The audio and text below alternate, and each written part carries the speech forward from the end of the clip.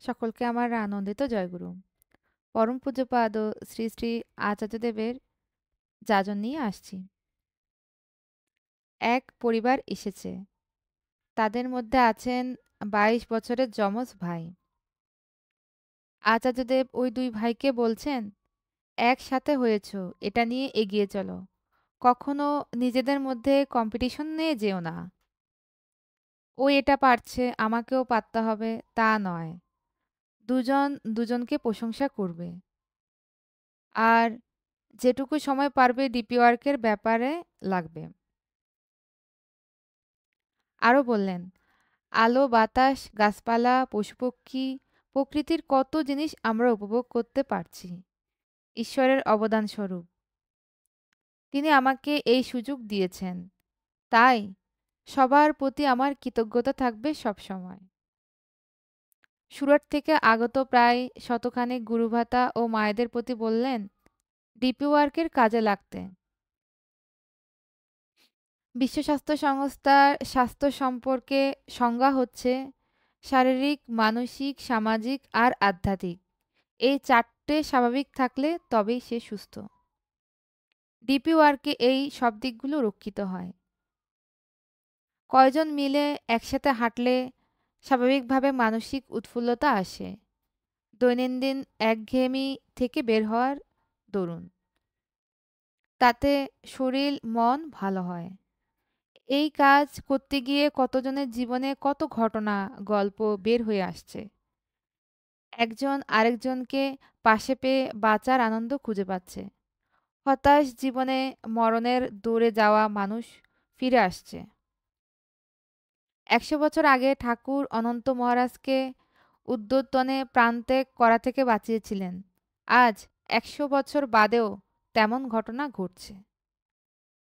একটি মা গলায় দড়ি দিতে যাওয়ার মুহূর্তে গুরুভাইদের তার দরজায় ঠকঠক করল। তাদের কাছে ঠাকুরের কথা শুনে মাটি বাঁচার রসদ পেল। অনেকে মনে করে ইষ্টিবৃতি রোজ দেওয়া কেন? মাসে ২ মাসে একবার দিলে হয়। কিন্তু এটা ঠিক না। ফৌজিরা রোজ অনুশীলন করে। হয়তো ব্যায়াম করছে, প্যারেড করছে, গুলি ছুড়ছে। কারণ যখন যুদ্ধ লাগবে তখন যেন প্রস্তুত থাকতে পারে। তেমনি ঠাকুরকে প্রতিদিন দেওয়ার মধ্যে আমরা তাকে আমাদের জীবনে জাগ্রত রাখতে পারি। তাকে ৭-৮ নম্বরে রাখি আমরা। নিজে থাকি ১ নম্বরে। তারপরে ২ নম্বরে পরিবার, ৩ নম্বরে উপার্জন, ৪ নম্বরে রিশতেদার, ৫ নম্বরে বন্ধু-বান্ধব। এভাবে সবার শেষে রাখি ঠাকুরকে।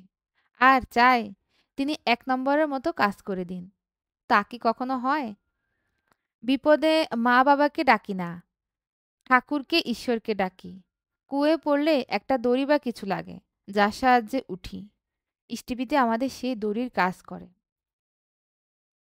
তিনি তাদের আরও বলেন, ঠাকুরের উৎসবের জন্য মানুষকে অর্ঘ্যের কথা না বলে মানুষ সংগ্রহে জোর দেন।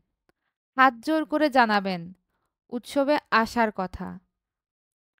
অর্ঘ্যের কথা বললে বলবেন, আপনার মেয়ের বিয়েতে আপনি কি দেবেন, কি করবেন সেটা আমি বলবো।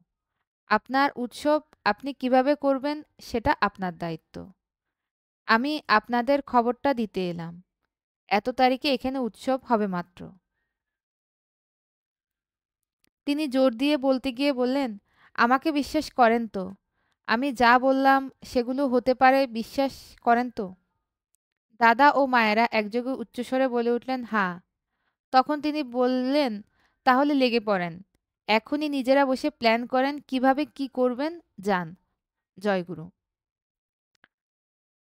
পরম পূজ্যপাদ শ্রী শ্রী আচার্যদেবের আলোচনা থেকে পাঠ করলাম। সকলকে আমার আনন্দিত জয়গুরু।